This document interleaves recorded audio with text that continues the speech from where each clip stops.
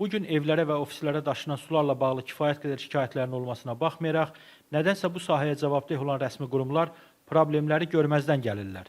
Əvəzində isə zərər çəkən, aldanan məhz istehlakçılar olur. Bu şirkətlər bir qayda olaraq özlərinə müxtəlif mineral bulaqların, dağlardan gələn çayların adlarını qoymaqla bir növ saflıqlarını, təbiiliklərini göstərməyə çalışırlar. Amma əsl həqiqətdə satılan bu sulardan həmin nə bulaqların, nə də çayların xəbəri var.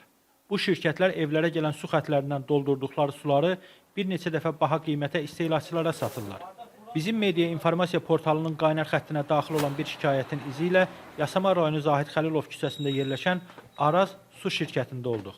Yaşayış binasının zirzəmisində yerləşən bu şirkət də kran sularını qablaşdıraraq mineral su adı ilə istehlakçılara sırıyır. Hətta faktı şirkətin texniki direktoru özü də etiraf edir. Biz öyle bir kuyudan su çıkardırıq. Şehir şebeke suyudu, bu dışarıdan falan şollar şöyle geldi, gebele böyle gitti, falan böyle geldi. Bunların hepsi yalan dolan şeylerdi. Ümumiyyətlə Bakıda işleyen suların 99%'i evlerde krantlara gelen sulardı. Yavər Uyluqçu bildirir ki, 13-14 ildir ki, Bakıda su satışı ilə məşğuldur və həmişə də satdığı kran suları olub. O su satışı ilə məşğul olan digər şirkətlərin də fırıldaqçılıqla məşğul olduğunu deyir. Su ağır bir malzemedir, su. Yani bugün 19 litre, 20 litre suyun 20 kiloya yakındı. Yani bir düşünün, bir gamaza bu sudan ne kadar yükleyebilirsiniz? Hacim olarak da büyüktür. 99%'i evlere gelen suyun filtrelenmiş halidir. 99%. Dışarıdan gelen su falan bulak, falan bilmem şollar, ay gebele şöyle gitti, falan böyle geldi. 99%'i yok. Araz Su şirkətinin hansı icazə sənədləri, sertifikatlar əsasında fəaliyyət göstərməsinə gəlincə isə sualımız müsahibimizi özündən çıxartdı. Göstermeyeceğim size, yok, her şeyi otur. Hadi sen çek. Sen çek, yok bu kadar şu kadar bu.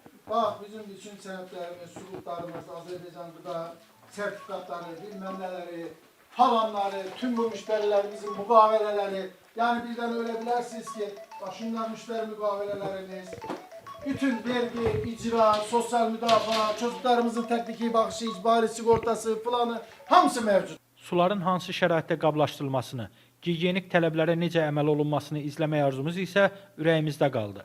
Yavər bəy, bizə göstərə bilərsinizmi o filtrləri biz? Baxa bilərik mi? Siz geldiğinizde de ben size dedim, o beni aşar.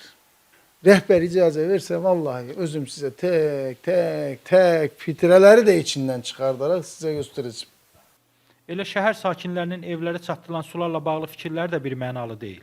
Elə gəlirlər, kranları doldururlar, gətirirlər. İnsanların razı salmır o su. O məsələ, yəni gətirilən sular.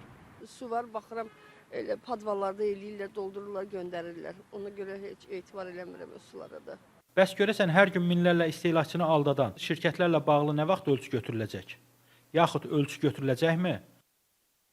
Çox təəssüflər olsun ki, Azərbaycanın qablaşdırılmış su bazarında çoxlu oyuncular var ki, onlar istehlakçıları müntəzəm olaraq aldadırlar.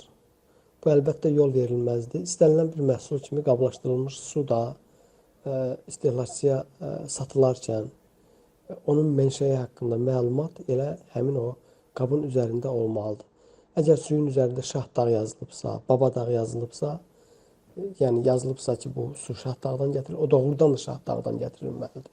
Görünən odur ki, bu şirkətlərin özbaşınalıqlarından hələ ki rəsmi qurumlar narahatlıq keçirmirlər. Mövzunu diqqətdə saxlayacağıq. Əhməd Fikrətoğlu, Alçina Amil qızı, Əfqan Pənahoğlu, Bizim Media.